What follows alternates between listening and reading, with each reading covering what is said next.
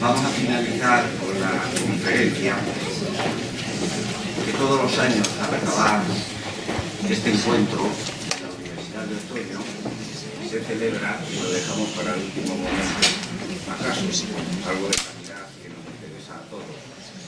Y que en este caso, quien nos acompaña nos puede abrir muchísimas ya fuentes de lo que va a ser y lo que se pretende, y que todos pretendemos también.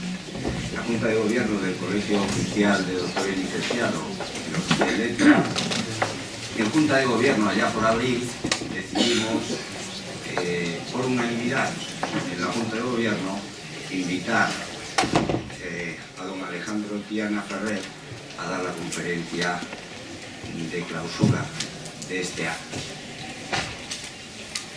Se propuso, se aprobó a impartir esta conferencia de la 41 edición de la Universidad de Otoño, lo comunicamos y gustosamente aceptó. Vaya por delante, por tanto, nuestro agradecimiento, como tantas veces, pues siempre que hemos requerido su colaboración, tanto desde el Colegio de Madrid, nuestro colegio, vuestro colegio, como el Consejo General de los Colegios de España, el doctor Vicente siempre ha estado con nosotros, con amabilidad, con cordialidad, con profesionalidad. Ha atendido a nuestra llamada, a la primera, y lo hace para hablarnos sobre un tema con un título sugerente que él mismo nos encomendó, que es Propuestas para la renovación de la profesión docente. Muy oportuno el tema, muy oportuno, porque si la piedra angular, como aquí ya se ha hablado un poco, del sistema educativo en España está en el profesorado, no debe continuar siendo una asignatura pendiente ante un sistema selectivo que tenemos que está un tanto trasnochado,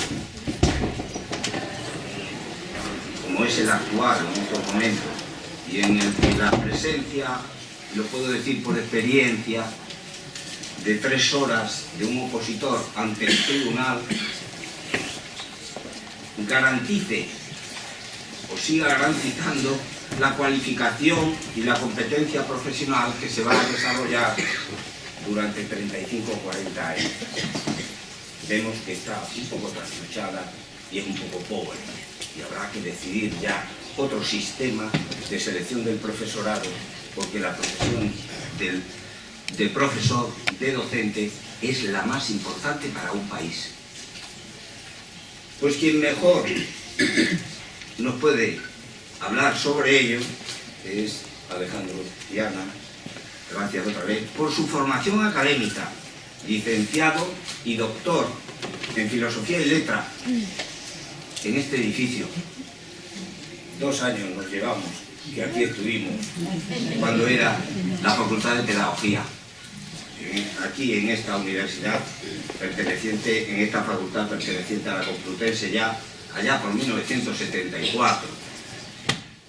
Este edificio, los puestos docentes que ha desempeñado a lo largo de su toda trayectoria educativa en universidades, cargo de las administraciones públicas, como secretario de Estado hasta hace unos meses, ¿quién mejor para hablarnos de ello?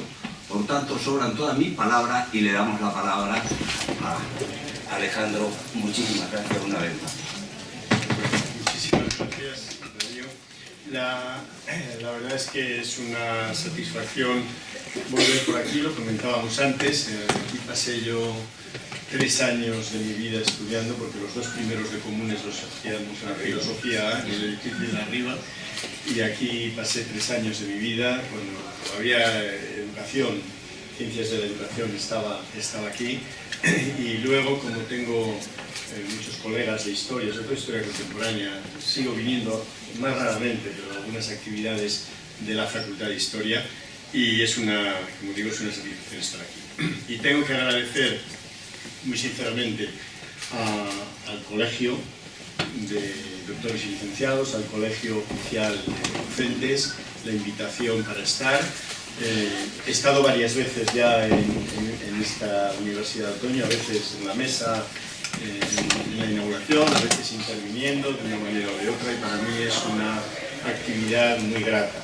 mencionaba el decano, leía, el decano de la facultad, leía un trozo del libro sobre el centenario del colegio, el libro que escribió un colega mío de universidad, a quien tengo mucho cariño y aprecio, que es Manuel de Cuelles, y que fue el que hizo precisamente ese libro, y ahí, si no lo conociera ya de antes, que ya lo conocía, pues fue cuando tuve ocasión de ver un poco más todo lo que había sido el desarrollo de la historia. Por tanto, para mí es una satisfacción, y quiero también agradecer las palabras afectuosas que sobre mí han recaído por parte de algunas de las personas de la mesa, porque de verdad que se agradecen. Creo que a veces son excesivas, pero desde luego siempre se agradece. El título de mi intervención, que procuraré no dilatarla en exceso, porque a estas horas no les pretendo agotar, es Propuestas para la renovación de la profesión docente. Y lo primero que debería decir es, bueno, que hablamos de renovación docente. Hablamos siempre de renovación docente. Yo lo llevo oyendo, los 48 años que llevo ejerciendo la docencia, lo he oído, bueno, continuamente. Pero es algo más que un mantra, es algo más que una idea hecha. ¿Por qué hay que renovar la profesión docente? ¿Es necesario renovarla? Bueno, yo creo que más que empezar respondiendo a esta pregunta, que espero que al final dé cumplida respuesta a la pregunta que ustedes puedan reflejar de la mía, yo creo que hay que analizar y justificar bien por qué entendemos, yo entiendo que hace falta renovar, pero qué significa renovar, hasta dónde debe llegar eso y por qué, ¿no? Cuáles son los motivos. Debo decir, antes de entrar en más faena, yo personalmente estoy convencido de que tenemos un buen profesorado. España tiene un buen profesorado. Lo digo yo, que llevo conociendo el profesorado que trabaja en este país en educación en distintos niveles desde hace casi medio siglo. Y puedo decir que siempre en general ha sido bueno, pero que ahora es mucho mejor de lo que era hace 50 años. O sea que en conjunto tenemos un buen profesorado. Por lo que hablar de renovación, no quisiera yo que se asignara o se asociara de ningún modo a juicios negativos sobre la situación actual, y menos que el profesorado lo pueda percibir como una puesta en entredicho, cosa que a veces ocurre con artículos de prensa, con declaraciones, con otro tipo de cosas. Valga de ponerme la venda antes de la herida. No quisiera yo que eso fuera así. Cuando quiero analizar el tema de la renovación, quiero que sea desde una manera reflexiva, analítica, porque creo que es un asunto que merece consideración. Para hablar de... Yo no voy a entrar directamente, hablaré, pero no voy a entrar directamente a decir las 24 medidas que el Ministerio propuso tal, porque yo creo que hay que ampliar un poco la mirada y ver un poco en qué contexto estamos y por qué estamos hablando de estas cosas, ¿no? Y yo creo que ampliar la mirada tiene un objetivo doble. Por un lado, ver una perspectiva un poquito más amplia que nos ayude a ubicar las cosas en su contexto, pero en segundo lugar me gustaría, y eso no es tan autoevidente, hacer un diagnóstico certero de la situación.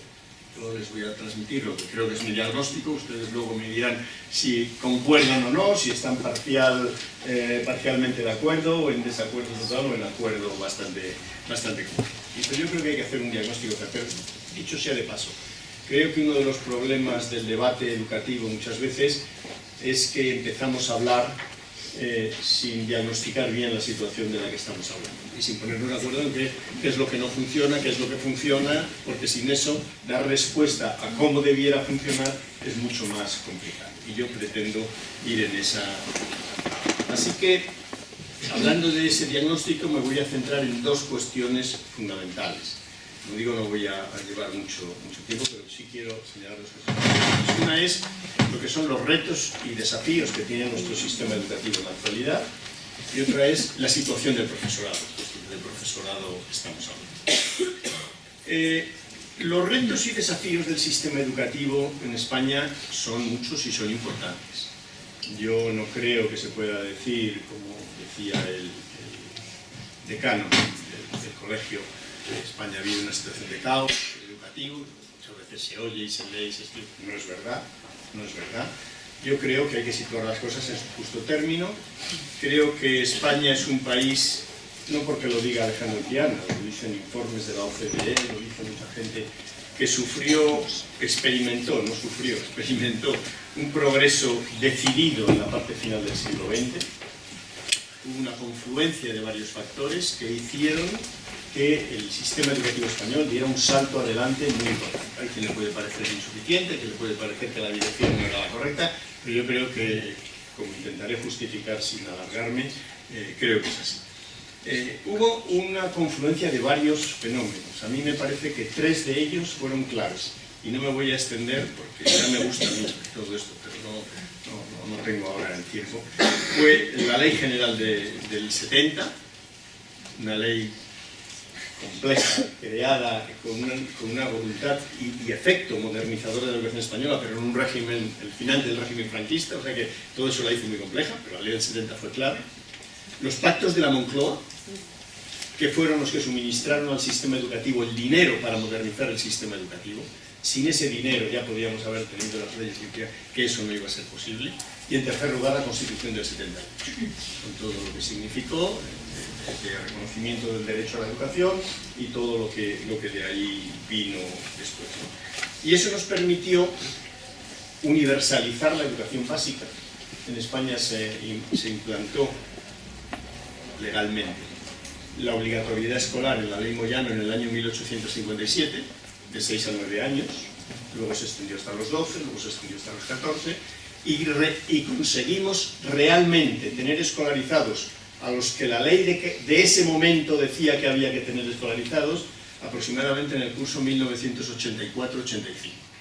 O sea que nos llevó 125 años universalizar la educación básica, que es como lo llama la Constitución. Ahora son 10 años, en principio eran 3 años, lo que en cada momento se entendió. Y esa universalización se amplió hasta los 16 años, unos 10 años después, aproximadamente en 1995-96. O sea, hace 25 años, poco más, ¿no?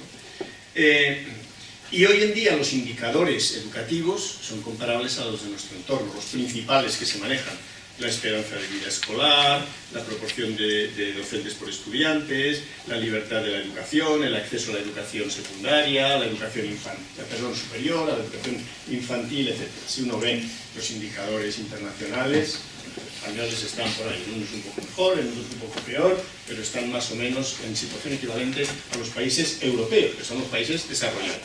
No me refiero ya a otras situaciones. Y sin embargo, tenemos una continuidad de algunos problemas tradicionales. A veces se han ido reduciendo, pero seguimos con ellos, ¿no?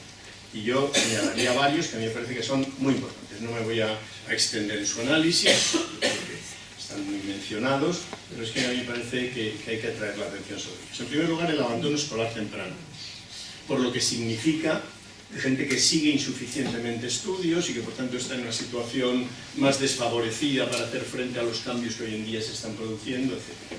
Es verdad que en el año 2000 teníamos un 29,1% de abandono escolar temprano, entendido en los términos en que lo define la Unión Europea. Bien, claro que en el año 2008 había extendido hasta el 31,9%, y a partir de ahí empezó a bajar sistemáticamente hasta que en el año 21 estaba en el 13,3%.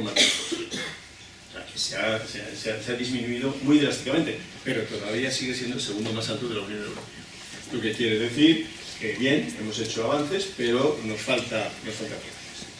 Eso tiene relación en la continuidad de los estudios postobligatorios, fundamentalmente en el nivel de la educación secundaria superior, porque para nosotros es el bachillerato o la FP de grado medio. No así en el de la educación superior, donde hemos superado el objetivo de la Unión Europea para el año 2030. Ya estamos por encima, pero no en el otro.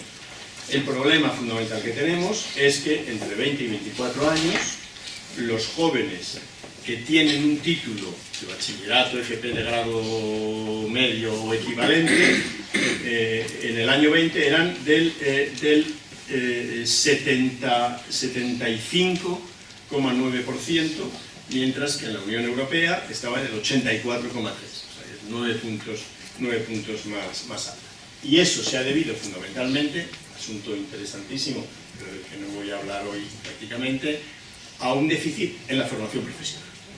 los porcentajes de titulados en bachillerato son equivalentes a los de los países de nuestro entorno, están en el 40 y algo por ciento. El problema está en los de FP, que están en la mitad de lo que están en otros países, ¿no? Eso parece que está empezando a paliarse, como estamos viendo, pero todavía es una situación que nos marca. Estos dos fenómenos tienen una combinación con un fenómeno muy particular de España, no solo España, de un grupo reducido de países, que es la alta tasa de repetición. Hay un informe recientísimo, de hace ni un mes yo creo, de Save the Children, que se llama Repetirnos aprender, que analiza muchos de estos fenómenos.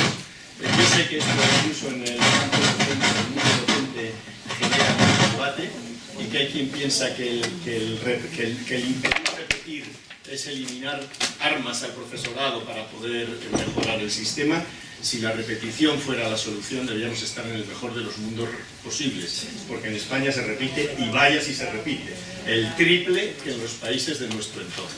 Por tanto, habrá que buscar la solución por otro lado, no simplemente decir que nos deja usted señalar. No digo que no se haga nada, es que hay que buscar soluciones, pero por otro lado. Tenemos unos niveles mejorables de aprendizaje. Nuestros niveles de aprendizaje, los resultados en PISA están en torno a la media, ligeramente por abajo de la media, mejores en comprensión lectora, algo más flojos pero más altos en ciencias y algo más bajos en matemáticas. Quiere decir, aquí tenemos, es verdad que hemos conseguido que estén en la escuela, pero hay un problema de niveles de rendimiento que todavía se percibe, y que tiene que ver no solo con si los alumnos trabajan o no, sino con la concepción del aprendizaje. O sea, ¿qué se entiende que es aprender? ¿Cuál es el objetivo del aprendizaje? Porque otro de los indicadores que tenemos es que en España la jornada escolar en eso, el número de horas que se dedican al año en los centros a clase, es claramente superior en la media europea y en la media de la OCDE. En España los chicos se pasan en la ESO 1056 horas al año, en la OCDE 923 y en la Unión Europea 856. O sea, 200 horas menos. Un 20% menos que en España. Por tanto, quiere decir que hay algo más que estar en clase haciendo lo que estamos haciendo. Y luego tenemos algún otro problema de otro tipo, que es fundamentalmente un problema de segregación escolar, que es un problema más incipiente, pero que es por decirlo así, una cierta dualización del sistema educativo, y sobre todo por lo que han analizado la gente que ha trabajado sobre esto, es sobre todo un fenómeno reciente de elitización en el sistema educativo, o sea, la aparición de sectores más de élite, cuando los centros españoles habían sido centros más heterogéneos en su composición social. Ante todo esto, hay que buscar soluciones. Bien, ahora iré después. En relación con el profesorado, el diagnóstico de la situación del profesorado. Bueno, es una situación en que España tiene unos indicadores similares a otros países en algunas cosas y diferencias en otros, y yo creo que es muy interesante analizar.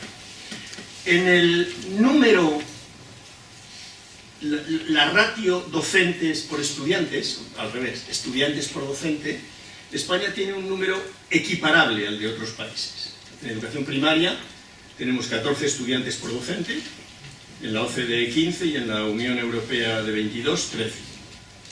Son números similares. En la ESO, 12, 13 y 11. Y en la secundaria superior, bachillerato y FP, 10, 13 y 12. Ahí estamos algo mejor.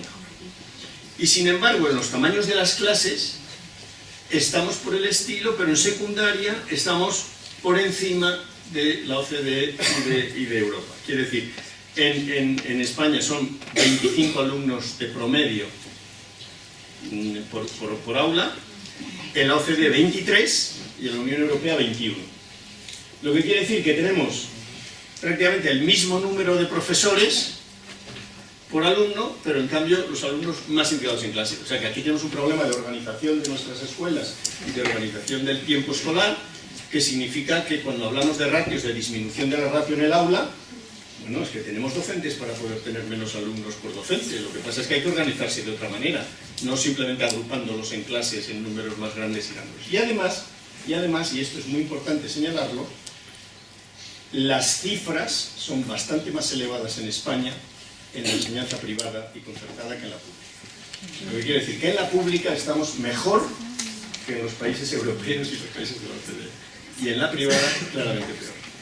Lo cual es un fenómeno que no es trivial y que hay que analizar, pero que tampoco tiene la solución inmediata. Cuando hemos negociado algunas veces con las patronales de la privada, de la concertada, fundamentalmente, las ratios de las aulas, ellos no han querido que se bajara. Claro, porque aquí hay un problema de financiación detrás, o sea que el asunto es bastante más complejo, pero señalémoslo porque ahí está. Los salarios de los profesores españoles son superiores a la media de los países de nuestro entorno, en paridad de poder adquisitivo. Me refiero en lo que da de sí para comprar, porque claro, no es en la cantidad bruta, porque depende de cuánto sea. Es verdad que es más elevado al inicio de la carrera y es menos elevado al final de la carrera. O sea que al principio de la carrera, un profesor de primaria, profesor o profesora de primaria en España tiene un salario 23% superior a países del entorno y en la secundaria del 32% superior. En cambio, cuando llevan 10 años, eso se ha reducido en primaria a un superior en un 5% y en secundaria un 12%. Quiere decir que siguen siendo algo más elevados, pero hay un problema de carrera. La edad promedio de los docentes es algo superior a la media de la OCDE. En la ESO es como de un año más de la media de la Unión Europea, de los países comparables de la Unión Europea. No así en los directores. Los directores y las directoras españolas son como 2 años más jóvenes que la media de los países europeos. Y es verdad que se ha producido un fenómeno de cierto envejecimiento entre 2008 y 2018. Fundamentalmente porque ha sido una época de reducción de plantillas, de no incorporación de nuevo personal, y eso ha hecho, claro, que la media se envejeciera. El tiempo semanal de docencia directa es similar al de la OCDE y la Unión Europea. Hay que tener en cuenta, y eso, digámoslo, que en España hay diferencias grandes entre comunidades autónomas también. Pues claro, estamos hablando de medias nacionales, ¿no? Podría entrar a hablar de comunidad, pero no creo que ahora sea el momento de eso, pero es así. Y sin embargo, lo que tenemos en España, y esto sí que me parece que es un asunto importante, es una escasez de personal de apoyo pedagógico en los centros. O sea, nosotros tenemos sobre todo un personal docente, ¿no? De personal de apoyo pedagógico. Me refiero a apoyo pedagógico, no apoyo de comedor, de tal, también obviamente, sino fundamentalmente todo lo que presta un tipo de apoyo pedagógico, pero no de docencia directa, ¿no?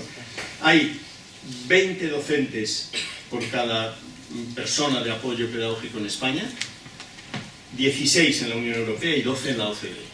O sea que aquí en España hay muchos más docentes en construcción. Los profesores y las profesoras españolas en los estudios internacionales, por ejemplo el TALIS, hablan de unas buenas relaciones con su alumnado, en general. Es uno de los países donde hay buen ambiente, por decirlo así, escolar. Más allá de lo que a veces se dice, hay buen ambiente escolar. No quiere decir que no sea mejorable, pero lo es. Los docentes detectan algunas carencias formativas, que es muy interesante tenerlo en cuenta cuando hablamos de propuestas nuevas. En educación primaria, una carencia que se echa en falta es en los contenidos de las materias a impartir. Este es un asunto interesante a reflexionar desde las facultades de educación que dan los grados de magisterio. Y en educación secundaria, fundamentalmente, en la pedagogía de las materias. O sea que los dos niveles tienen en esto, ellos mismos perciben carencias de distinto tipo, ¿no? Y todos ellos señalan como carencias una mayor formación en la práctica, una mayor enseñanza de destrezas transversales, del uso de las TIC, de la gestión del aula. Esto como, bueno, hay algunos más, hay muchos elementos, pero estos son como elementos más llamativos, ¿no? Hay unas tasas aceptables de participación en actividades de desarrollo profesional, o sea que el profesorado español sigue formándose después de haberse formado inicialmente. Lo que pasa es que la mayor parte de esas actividades son por decirlo así, de las más tradicionales. Los cursos y seminarios presenciales, fundamentalmente. Es verdad que los estudios de Cali son de antes de la pandemia, habría que ver después de la pandemia si la presencialidad ha ido dejando paso a otras modalidades, incluso con una vuelta a otra situación, ¿no? Y tienen una demanda de tener más control del contenido de sus materias, que ellos puedan decidir. Y eso guarda relación con lo que Roberto Escudero decía antes sobre la autonomía, etcétera. ¿Qué significa eso, ¿no? Uno de los problemas que tiene el sistema español en relación con la actitud de sus docentes es que en general tienen unas expectativas sobre el rendimiento de los estudiantes más bajas que los profesores de otros sistemas educativos.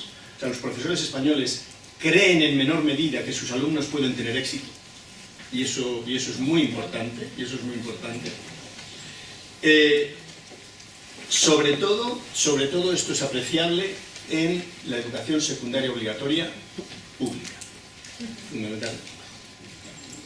Tendrá sus explicaciones, pero digo, como dato interesante que a mí al estudiarlo me ha llamado la atención. Y luego tienen una percepción de una baja valoración de su profesión, lo cual no siempre concuerda con los estudios que se hacen de prestigio profesional al conjunto de la población española, pero el hecho de que sea verdad o no sea verdad, el hecho de que se perciba así es un problema. Y por otra parte hay una escasa colaboración con otros docentes. O sea, es una profesión que en buena medida todavía sigue siendo individual en muchos de los usos. Entonces, ante esta situación, pues nosotros nos propusimos, cuando yo estuve en el ministerio, buscar una serie de soluciones que permitieran dar pasos adelante, porque claro, hace falta dar pasos adelante en todo esto. Yo creo más en cambios incrementales mejor que en cambios disruptivos. Creo que para un sistema tan complejo como este, con 700.000 docentes, 8 millones de alumnos, más 1.600.000 universitarios y 130.000 profesores universitarios, pues es mejor dar pasos incrementales que vayan modificando cosas que no volver todo del revés, porque eso normalmente no funciona en los sistemas educativos así. Y hay que actuar sobre lo que son palancas de cambio, aquellos elementos que tienen más posibilidades de influir produciendo efectivamente cambios. Y hay que actuar en un doble nivel, y esto es importante señalarlo, que es el nivel de la práctica escolar y el nivel de la cultura escolar. Hay una práctica escolar que es lo que hacemos cotidianamente, y otra es el modo en que nos representamos la tarea que hacemos y el modo en que los centros funcionan y deben funcionar. El tema de la repetición es un ejemplo claro de distorsión entre cultura y datos objetivos, ¿no? Entonces yo creo que esto es un tema muy importante en cualquier proceso que se quiera modificar algo, ¿no?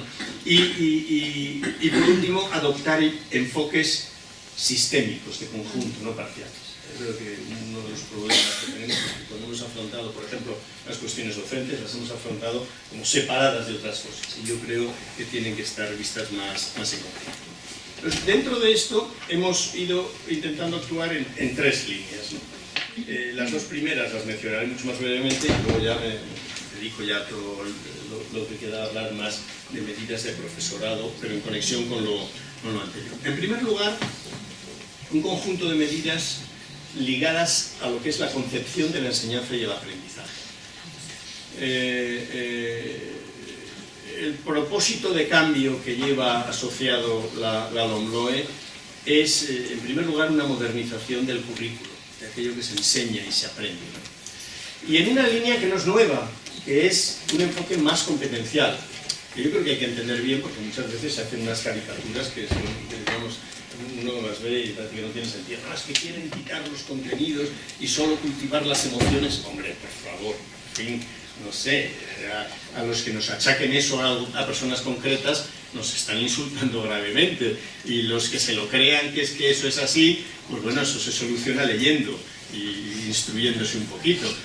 Un enfoque competencial no quiere decir que sea un enfoque sin contenidos ni nada similar, no tiene nada que ver, eso es una imagen absolutamente falsa, ¿no? Y en España llevamos en esta línea desde 2006, o sea que no es una novedad. Y además llevamos desde 2006 porque la Unión Europea nos ha recomendado que vayamos en esa dirección y porque los países que están haciendo reformas en este sentido van avanzando, y aquellos que avanzan más y consiguen más resultados, como el vecino Portugal, al que a veces miramos de arriba para abajo, nos están enseñando que por esa línea se puede avanzar, ¿no?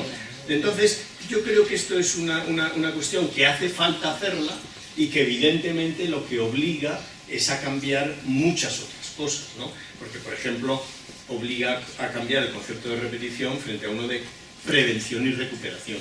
No frente a no hacer nada, sino a concebirlo de otro modo. Hay muchos países que lo hacen. ¿Es complicado? ¿Cuesta dinero? Bueno, pero pongamos las prioridades donde deben estar, porque por la vía que estamos y profundizando más y más, está claro que con los años que llevamos no vamos a dar esa salida. Otra línea es el aumento de la autonomía curricular. Yo creo que esta es una de las novedades importantes del modelo curricular de la LOMLOE. Y es que deja un espacio más claro. Quisimos que fuera como un mínimo de un 10% del tiempo escolar. Desgraciadamente en el Parlamento no pudo salir, pero se dijo que dejaría un espacio, y muchas comunidades autónomas lo han hecho, que es dejar un espacio que los centros, más allá de lo que deben hacer, tengan un espacio que ellos definen, ellos y sus docentes definen. Yo creo que esto, si lo conseguimos, va a ser un cambio muy importante, no solo de los centros, sino del funcionamiento del profesorado dentro de los centros, ¿no? El modelo curricular que hemos querido hacer es un modelo que es menos exhaustivo que otros. Es verdad que Roberto antes provocaba un poco diciendo es que son 700 páginas. Sí, pero hay como 100 materias. O sea, entre materias curso, porque algunas son de 3 y 4 cursos, con lo cual la media viene a ser de 7 páginas por materia y curso. Darle a un profesor 7 páginas y decirle monte su actividad en su materia durante un año con esas 7 páginas no es decirle le estamos arrojando en un campo del que no puede salir. Yo creo que precisamente uno de los problemas que tiene nuestro sistema educativo es que no ha confiado suficientemente en sus docentes en ese sentido, ¿no?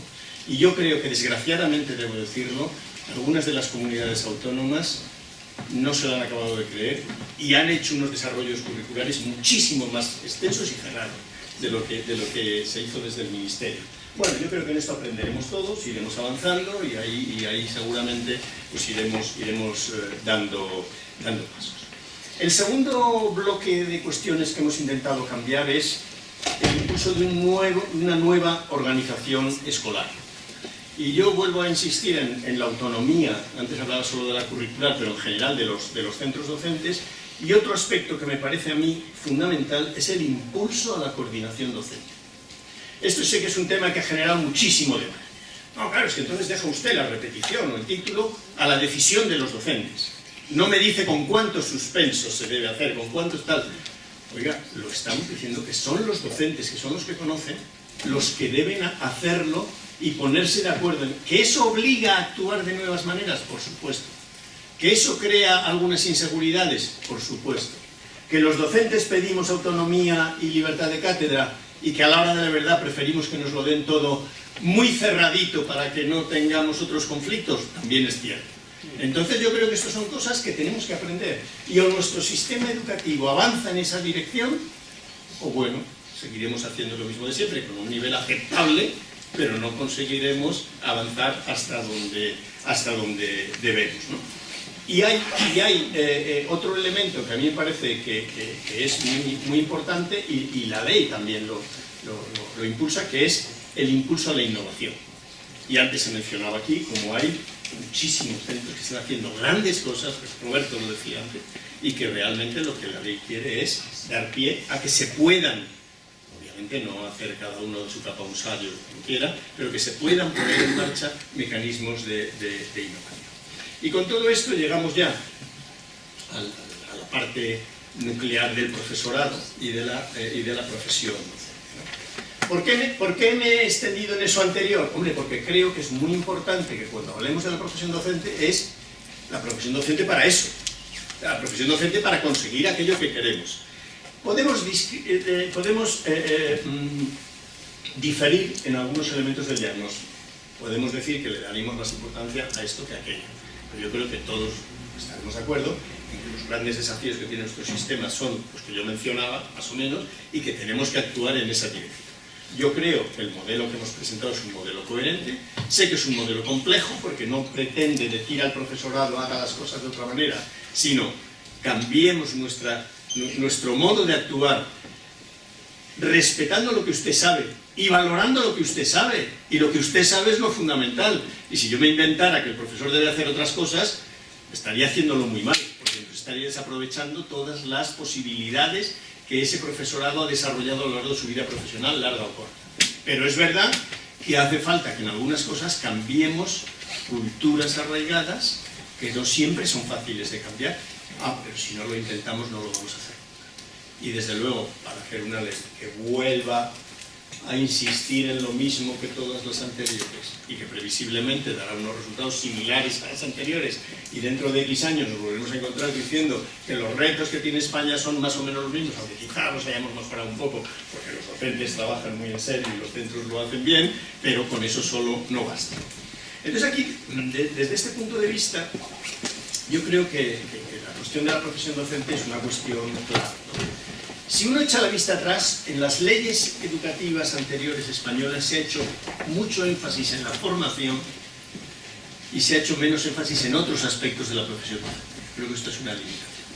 Hay leyes que han cambiado aspectos de la formación, pero no han entrado a otros aspectos. Y sin embargo, yo creo que hace falta una visión de conjunto de la profesión. Y desde luego hay varios ámbitos que están estrechamente relacionados. La formación inicial, la formación permanente, el acceso a la profesión docente y el desarrollo profesional docente. Y es verdad que son cuestiones diferentes, que se puede ir avanzando en unas y menos en otras, o esperar, o condicionar a avanzar antes aquí que luego allí, etc. Pero lo que no podemos es renunciar a ninguna de ellas. Y el espíritu de las 24 propuestas del Ministerio era ese. Yo tuve que ver en su confección, por decirlo. Ahora no tengo responsabilidad en su ejecución y en cómo se van llevando a partir de ahora, pero sí la tuve en su confección. Por lo tanto, sí me atrevo a decir que eso yo creo que tenía un sentido. Y ahora veremos cómo se desarrolla, ¿no? ¿Qué sentido fundamental tenía? Bueno, pues el sentido fundamental era responder a esos retos y desafíos contenidos en el diagnóstico inicial. El diagnóstico inicial era de retos y desafíos, pero también de soluciones. Y está bien hablar de soluciones. Cuando se dice, es que ahora este año ya se pretende que todo haya cambiado y todo no ha cambiado, no, ya lo sé que no ha cambiado, ni es lógico que cambiara en unos meses o en un año, aunque le hubiéramos dedicado 2 años. Roberto, si esto decimos que se aplica el año que viene, este año pasa como el año pasado, y en septiembre del año que viene nos encontramos en las mismas. Yo creo que hace falta dar un impulso, porque en realidad, eso debo decirlo, se empezó a trabajar sobre el nuevo currículo y los nuevos planteamientos en febrero del 21, y algunas comunidades autónomas se pusieron las pilas en abril o mayo del 22. Debo decirlo, es así.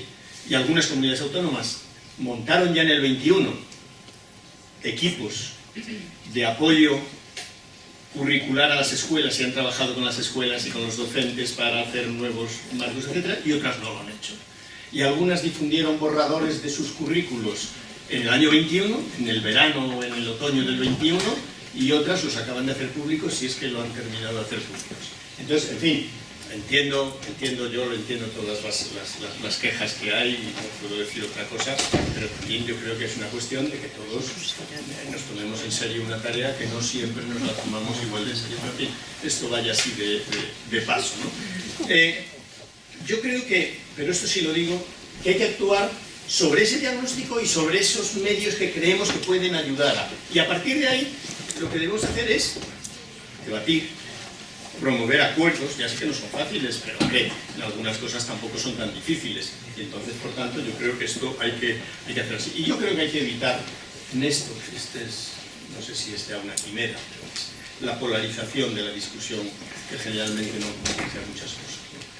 Cuando yo he tenido ocasión de trabajar con las comunidades autónomas, en el segundo nivel, el nivel de acuerdo es muchísimo mayor que lo que luego se refleja en la escena pública, y eso es una lástima. Entonces, En relación ya, para ir cerrando y luego dejar si queréis cualquier cuestión, no tengo más prisa de que venir. Los componentes fundamentales de estas propuestas, yo creo que lo que ha intentado hacer el Ministerio es lanzar una serie de propuestas sometidas a debate. Y a mí me parece que eso se está consiguiendo en buena medida porque se están debatiendo. Y muchos organismos, yo no sé si el propio colegio lo está haciendo o no, pero es bueno que se debata, porque además hay algunas cuestiones que tienen una solución más sencilla y hay otras que son más complejas. Y hacen falta visiones diferentes y visiones que enriquezcan hacia dónde debemos ir. En primer lugar, a mí me parece que hay una propuesta que es muy interesante, que es la de elaborar, pues que es una cosa calendaria que se está trabajando sobre ello, un marco de competencias profesionales docentes. Porque eso lo que hace es sentar como un marco de decir, bueno, ¿y todo esto cómo encaja? ¿Qué pensamos que son las competencias de un docente? ¿Cuáles deberían ser las competencias que tuviera alguien que empieza a formarse para ser docente? Las que tiene el que sale de una titulación de docente, las del que accede a la función docente, las del que, etcétera, etcétera, ¿no? Entonces yo creo que esta es una propuesta interesante que puede tener recorrido. En segundo lugar, hay un componente fundamental que es la revisión de la formación inicial.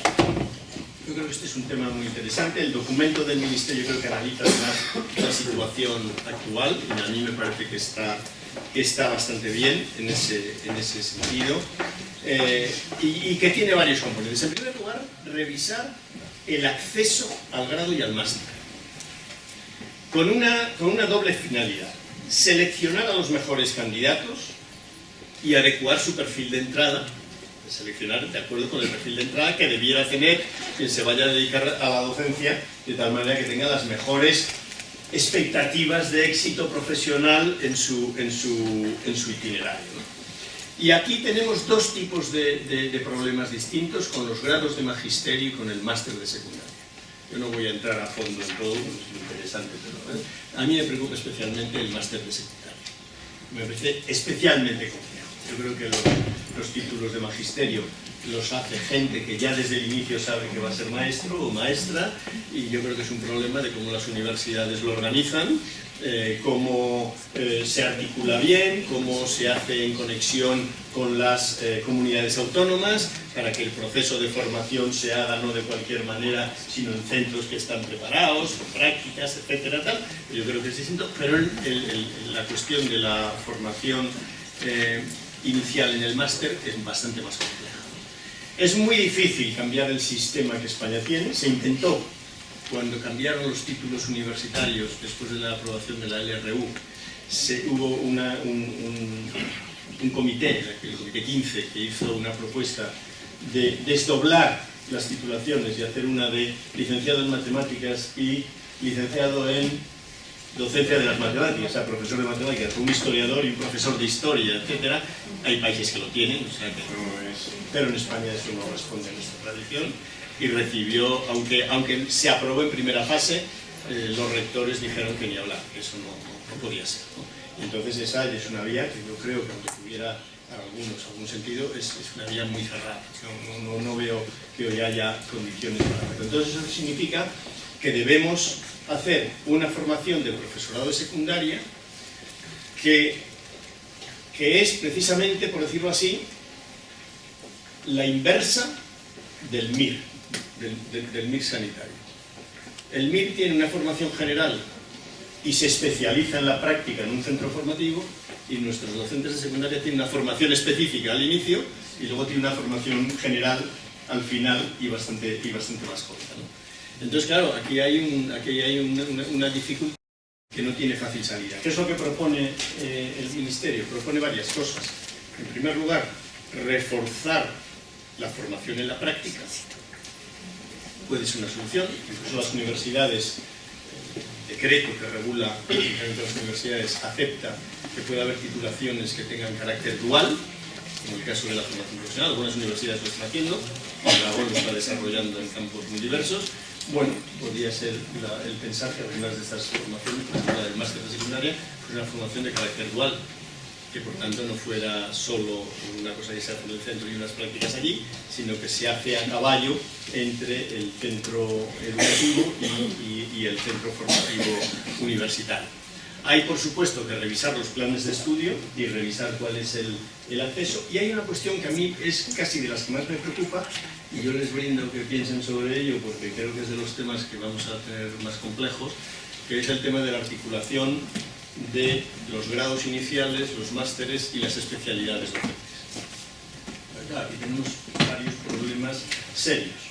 Los matemáticos, gente fantástica con los que yo colaboro muy estrechamente. Por cierto, el día 4 empieza un ciclo la Real Sociedad de Matemáticas con la Fundación Areces, que está muy bien, pero tiene un problema, y es que muchos de los matemáticos no quieren ser docentes, porque tienen unos campos profesionales que se han incrementado enormemente y que se han hecho muy atractivos.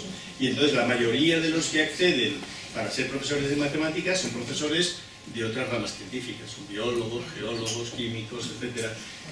Pero esta es la situación que tenemos. Entonces, ¿a qué podemos aspirar? ¿A que tengan muchos más alumnos las facultades de matemáticas para que formen docentes? ¿O a que hagamos algún tipo de adecuación en el acceso a la docencia y la organización de las especialidades del máster para que tengamos buenos profesores de matemáticas, aunque no sean matemáticos? Perdón, no sé si es una barbaridad para alguien, pero dar clase bien de matemáticas en primero o segundo de la ESO, pues yo creo que es asequible a bastantes personas sin que tengan una formación matemática de altísimo nivel. Un buen ingeniero, un buen biólogo, un buen tal, que se haya complementado su formación en algunas cosas, puede enseñar a chicos de 12, 13 años matemáticas, como hice yo cuando di clase en EGB hace la tira de años, ¿no? Entonces quiere decir que aquí tenemos una cuestión que es muy clave y que luego tendrá relación con el acceso al sistema público, fundamentalmente, ¿no? Pero aquí tenemos un asunto que a mí me parece que es de gran importancia, que habrá que manejar. Otra cuestión muy importante es el mecanismo de acceso. Y aquí además yo creo que tenemos que huir de pensar solamente en el sistema público, porque el sistema privado y concertado tiene un número muy importante de docentes que también tiene que formar y tiene que llevar adelante. La iniciativa de la Comunidad de Madrid, que está incluida entre una de las propuestas, que es revisar el proceso de formación, el curso de prácticas después de sacar las oposiciones, está muy bien, pero los profesores de la privada y concertada no están en esa situación. Luego entonces algo habrá que pensar en ese lado, ¿no? Y por último, ya voy a terminar, porque creo que ya se hace tardísimo, el desarrollo profesional docente.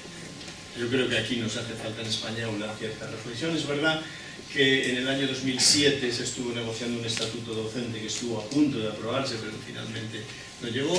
Y entonces yo creo que hay algunas cuestiones relativas al proceso de formación permanente y sobre todo el desarrollo de nuevos modos, nuevas modalidades de formación permanente, el desarrollo de redes colaborativas, de mecanismos de otro tipo, está dando muy buenos resultados en otros países y en España todavía no los fomentamos tanto como podríamos, pero también esta situación en que en España la carrera profesional es muy plana. Bueno, esto es una cuestión que hay que debatir, si podemos ir a un sistema de evaluación o no, de reconocimiento de grados. Yo creo que hay que avanzar en esa dirección, sé que es muy complejo. Mis amigos de los sindicatos, ya lo hemos discutido algunas veces y más, lo seguirán discutiendo, pero yo creo que hay que pensar en que la carrera es una carrera que al final se va configurando de distintas maneras, también con mecanismos de promoción horizontal y vertical. Por tanto, que alguien que es docente, para mejorar su situación, no tenga que dejar de ser docente y pasar a ser otra cosa, sino que pueda seguir ahí desarrollando su carrera. Bueno, yo creo que estamos ante una situación en la cual tenemos cuestiones, iba a decir, apremiantes, que llevan mucho tiempo dando vueltas, pero complejas, suficientemente complejas, ¿no? Y yo creo que el momento de debate, que es el momento que parece que estamos todavía, es un momento de abrir nuevas posibilidades, ¿no? Y de atraer la atención, además, la atención de los docentes, pero la atención social, sobre las características, las peculiaridades de la profesión docente. Yo creo que socialmente es necesario hacer eso, ¿no? Esto que el profesorado a veces siente que es un insuficiente reconocimiento, a veces también es sentirse insuficientemente atendidos, ya no solo pagados o reconocidos de otra manera, que también, obviamente, pero es cómo verse que la figura que desarrolla su figura profesional tiene una mayor importancia. Yo creo que esta fase de debate es también importante para negociar criterios con agentes múltiples. Yo creo que es de las cuestiones más delicadas del sistema educativo, por las complicaciones que tiene, y que cualquier paso que se dé en esto debería ser lo más asentado posible. Y eso exige previamente poder debatir y hablar y buscando un poco la realidad de lo que hay detrás de cada problema que se quiere solucionar, ¿no? Y por último yo diría, yo me atrevería a aconsejar, a mí no me corresponde, que vayamos pensando en hacer cambios incrementales, cambios paulatinos, transformaciones, sí, o sea, no quedarnos quietos, pero no tener miedo a que si hay cosas que se pueden empezar a hacer, se vayan haciendo y se vaya avanzando, ¿no? Yo creo que estamos en un momento importante, políticamente es muy complicado, no voy a decir otra cosa, hay una polarización muy grande. Es verdad que esto puede ser de esas cuestiones que como en medio hay otros agentes como los sindicatos que juegan otro papel, pudiera haber una situación compleja porque se juega a mil bandas, pero más fácil de evitar la polarización estrictamente política, pero no lo sé, como ha pasado con el campo de la AFP, por ejemplo. Es verdad que no ha tenido la misma polarización, ¿no? Y yo creo que merece la pena intentarlo, ¿no? Yo creo que organismos como el colegio pues está en una situación, bueno, nuclear, en el núcleo, porque claro se está debatiendo de la profesión docente. Yo creo que hay que buscar nuevos modos de desarrollo de la profesión docente para hacer frente a todo lo que se nos ha hecho encima. La pandemia nos ha roto muchas cosas, pero también nos ha mostrado que hay oportunidades que igual no estábamos aprovechando como se debía. Yo creo que puede ser un aliciente para remover algunas cosas. Bueno, yo creo que es un buen momento. Yo no voy a estar en esa gestión, lo cual es bastante tranquilo desde otro punto de vista estrictamente egoísta, pero creo que es un momento muy importante, ¿no? Vamos a ver qué es lo que hay. Yo creo que las medidas que se han propuesto tienen sentido. ¿Qué voy a decir yo? No tengo que esperar a ustedes que yo diga, obviamente, ¿no? Pero yo creo que tienen sentido, pero que hay algunas que se ve más claramente cómo pueden enfocarse y cómo pueden conseguirse, y otras que son más complejas, ¿no? Y acertar colectivamente en por dónde avanzar para que se vea que vamos avanzando en el desarrollo de la profesión docente, sin quimeras, sin espejismos, pero que vamos avanzando, pues yo creo que sería importante para que el mundo educativo recobre algo que a mí me parece que es clave, que es el sentimiento de confianza, de que se confía en los docentes para avanzar y de que socialmente hay una confianza en el sistema educativo. No creo que tenemos una situación opuesta a esa, pero yo creo que es necesario insistir en ello, ¿no? Y yo creo que esta es una oportunidad y por tanto yo, en la situación en que ahora me encuentro y demás, lo único que puedo hacer es recomendarles vivamente que entren en este debate, que planteen las posiciones que tengan, parece que están muy bien, que se confronten, pero que lo reconozcamos. Que es muy fácil volver a decir la calidad de los educativos o no puede ser superior a la calidad de sus docentes o estos lemas que ya se han acuñado, es verdad, pero es muy fácil decirlo, pero lo difícil es cómo ponemos el cascabel al gato en algunas cosas que no son tan grandes, pero que van a cambiar el sistema. Cómo identificamos aquello que puede ayudar a cambiar, cómo conseguimos que el profesor se sienta que colaborando con sus compañeros puede aprender más, puede hacer mejor su profesión y se le puede reconocer además de otra manera. Si ese tipo de cosas las conseguimos, pues yo creo que a lo mejor dentro de 20 o 30 años, pues el diagnóstico que haga quien se siente aquí, el sistema puede ser un poquito mejor. Y ese sería lo que sé. Muchísimas gracias.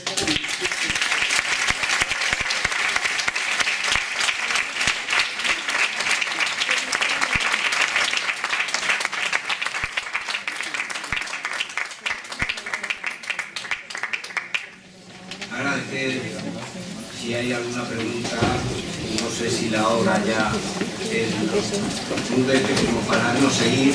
Agradecerle a esta disertación que nos ha hecho, donde partiendo de los últimos 50 años nos ha llevado a hoy.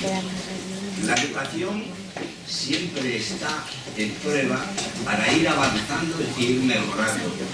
Puedo decir que el pacto por la educación está en cada uno de los colegios. Haga su pacto por la educación y ejercer, como decía muy bien Alejandro, la autonomía de los centros, que a veces no la sabemos utilizar, porque, y con esto acabo, la autonomía comienza porque podemos hacer todo lo que no está prohibido. Y con eso tenemos un margen enorme para hacer ese pacto por la educación en nuestro propio centro y seguir esa norma, y poco a poco la función docente, y que puedan entrar en los centros educativos, puedan llegar a los centros educativos los mejores de un país, porque la educación así lo requiere. Pues muchas gracias.